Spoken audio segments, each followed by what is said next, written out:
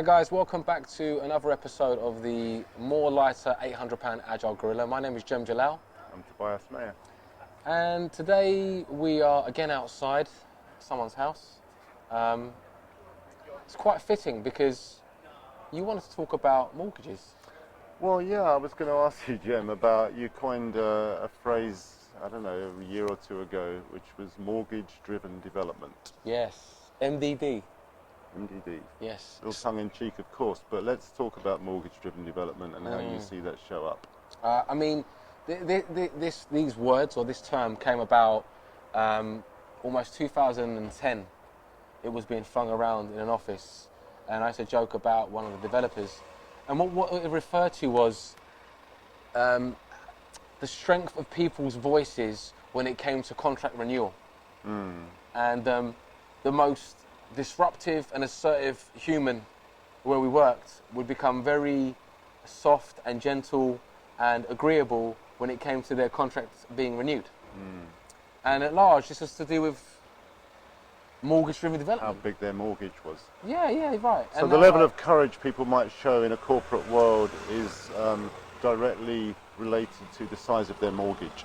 Yes. Perhaps. So the bigger your mortgage, the quieter your voice. It was inversely relationship. I think there's a lot of truth to that, and I certainly went through it.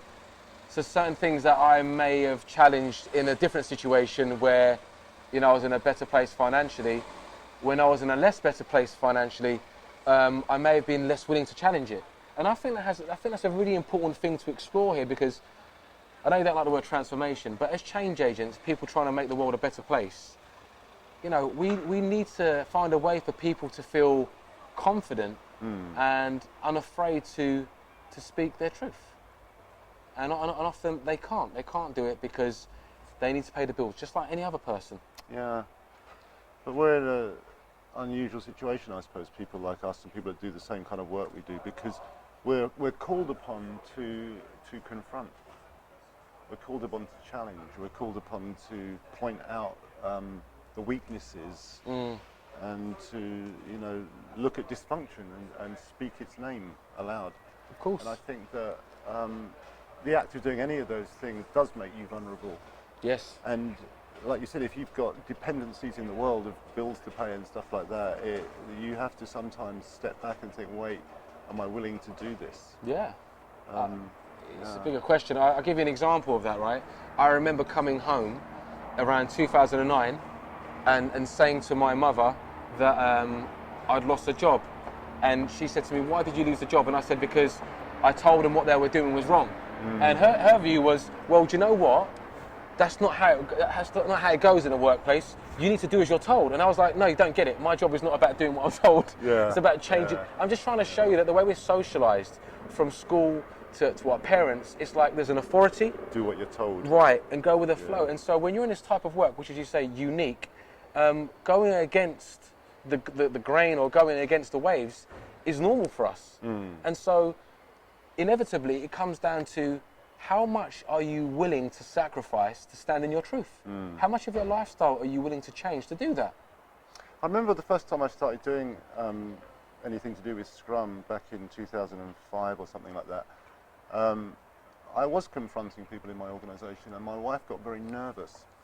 And she said, you're going to lose your job. And I said, well, I might. And she said, well, shut up, it's not your company. Leave it alone, sort of thing. Right, do as you're told. Basically, yeah. She's now my ex-wife, by the way. So, did you lose your job at the time? Yeah, I lost my wife as well. So it goes.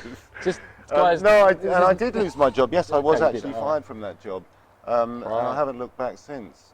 It was the best thing that could have happened to me, actually. Sometimes we don't know, do we? But there is a risk involved in that, and I wasn't. Obviously, at that time, I was married. I had children, and I did have to think about what's going to happen. Yeah. But there's a level of confidence that I think we must have if we do this kind of work, to say that I'm worth more than compliance. Sure. We have to believe that, because if we don't believe that, we won't speak up, and we will be driven by our mortgage. It will be. I mean, and I think people equate this type of talk sometimes with almost being like reckless or being disruptive, like vigilante or a rebel or unprofessional. Like all these words I've had thrown at me in my career, and it's like, if you speak up They're to lovely the wrong words. person, Lovely words, yeah. Well, those- Disruptive, a rebel. What was the other one? one was reckless. Reckless, yeah. Yeah, so these are really unprofessional. I love that. That's my unprofessional. favourite word. Yeah. I mean, who wants to be professional? I guess what I mean by what I mean by that is, who wants to just manage the status quo? yeah, yeah. Which is what professional seems to mean these days, isn't it? This is it. It's a compliance to the system. Well, and I feel like this is more of a kind of personal goal. I had to forsake, I'll be open, certain material things for me to find my strength in my voice. I had to forego even some friendships or even relationships because people may say, well, I'm going to distance myself from this guy because he's a bit of a rebel, or he's not willing to go with the flow. If you only just shut up in that sprint planning meeting, or if you just didn't call out that thing in that portfolio management meeting. But I can't, because that's the whole point of me doing this for a career. Because You do this, I and enjoy it. you do have a mortgage, Jem, don't you? I do. You've just taken on another one. I've just in fact. taken, and a I'm bigger one. Right, and I'm the only breadwinner in my home, and the pressure's on. But do you know what? I have hope and belief that what I'm doing is trying to change the world of work for the better. Right. And so, So you're engaged in transformation. right, And I'll and refer the listener back to the previous talk about transformation. What does Yes. it look like? What does it look like? What We're does going to go around in the loop, aren't we? what does it look like right now? Your transformation. You're changing the world of work. Look, don't get me wrong, the change agent that I was when I was 24 is different to the change agent that I am in my later 30s. In other words, I might have learned to be, I don't think I can use this word often with my name in it, more elegant. I've learned to be a little bit more diplomatic, but they are not words which cover up my desire and my tenacity to want to create change. You see what I'm saying? yeah. So I've learned to be more composed. You know, for example, where I was in my previous role, I may have built more evidence with some empirical data before I confronted a tough situation. Whereas in my earlier days, where I was more green, I may have tried to confront the situation because it collided with my philosophy. And I knew if I had nothing to bring to the table, I would have just been seen as another agile Jesus or a purist. Yeah.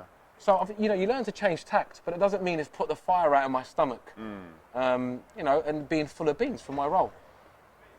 Which is important, right? Well, I could have just taken any other job. I could have just done a yeah. job like anyone else and done a 9 to 5 and said, I'm not doing something that I truly believe in. I'm just trying to pay the bills. I'm not just trying to pay the bills, right? So your perception of people you would describe as mortgage-driven Yes. are people who are perhaps not willing to speak their truth. Yeah, exactly that. It's people that put their mortgage in front of their truth. And by the way, I've done that many, many times because of fear of being shamed and being embarrassed to my family or whoever. Yeah. But then I like to think that the people I have around me, what is it? Those who matter don't mind, and those who mind don't matter. Yeah. Right? Yeah. Yeah. It's Still, it's a challenge, isn't it, to ask people to do that? And I think if people may not even see that that they're doing that. sure. But we all exist with a certain level of fear around financial security, for Yep. sure. Yep. But at what point do you compromise yourself so much that you stop being who you really are? Right. That's the question I have to ask. And for me, it's not. I don't have to go very far to, if I compromise, I lose my integrity. I don't have any sense of self anymore. No, I'm with you. So I'd rather be a little poorer. I don't have a mortgage, so I'm not driven by it. Some But of I'd us- rather be a little poorer and have a sense that I'm living in my own truth rather than living in some kind of invented thing that is there to satisfy other people and be better off for it. You know, right. I think for me the financial security isn't that important. But I'm probably speaking from a position of privilege, and I am, of course, because people like us earn a lot of money, there's no doubt. Sure. It's more than the average wage. You know what though? Like some of this is more nuance. Say that again. So for some reason we've picked a road where it's the cut through for every single Deliveroo driver, but that's okay. Look, let me give you the nuance. What I mean is this: there's this idealistic part of me, right? That is like, these are my values. These are the things I aspire to want to do in the workplace. These are the things that I hold dear. These are the things that I think are good for humans. Okay. And then there's the pragmatic part of me which says, not everybody is quite ready for that. that person's paradigm is so far away from that, that step could be too radical. There are other things that I may need to do. This scenario or situation is not best right now to do that thing. So there's no doubt that it becomes a bit more sophisticated and a bit more nuanced. In other words, when do I become idealistic and when do I become pragmatic? And at the same time, I've got to be careful that I don't fool myself into saying, no, I'm just going to be pragmatic. And that's really code for, shit, I need to keep paying the bills, even if I keep going with the flow. And even if it's something that I don't want, I'm just going to carry on doing it. So I try and keep myself honest. So you use the word pragmatic to describe a cop-out, essentially. I'm copping out of my responsibilities here, and I'm calling it pragmatism. Yeah, but in fact, it's cowardice. Well, it can. I think it certainly can be. There's genuine circumstances where you have to be pragmatic. Sorry, guys. I think the police are coming. There are many times in my career where I and others I've seen around me have used the word pragmatic as an excuse to not try and push forward and disrupt the status quo. And they've said, it's not the right thing. What that really means is I'm trying to protect what we've got right now, and it doesn't suit me to hear that opinion. Okay? And the same way, you can say someone can be too idealistic, where you're always looking for the Rolls-Royce answer. Yeah, I get that criticism quite a bit. I'm too idealistic. I take it as a compliment, actually. Okay. Thank you. Yeah, well, Thank you're you. always reaching, I guess. Reaching ideals, striving for ideals, why not? Yeah. I don't know. I mean, what do you guys think? With this more lightweight, slim gorilla, I'm not talking about myself. We'd like to get you more involved. We'd like your input. We often end up with more questions than answers. Ourselves, you mean? Yeah, we do. Yeah. I certainly have got more after I this sometimes don't conversation. even know what we're talking about by the end of it. And that's okay. It rambles. That's, yeah. It's all right. It will be good to see what you guys think about mortgage-driven development. Are you in that position? If you are, how can you get yourself out of that position? Or have you accepted that as your reality? And if you have, what would happen to the world of work if everybody accepted that reality? How much would we really transform or change if we just said it is what it is? Anyway, for now, it's Friday. I'm tired. Good talking. You too. Until the next time. Thank you, Tanner. Please comment. Please share. Please let us know. We want to make this a two-way thing.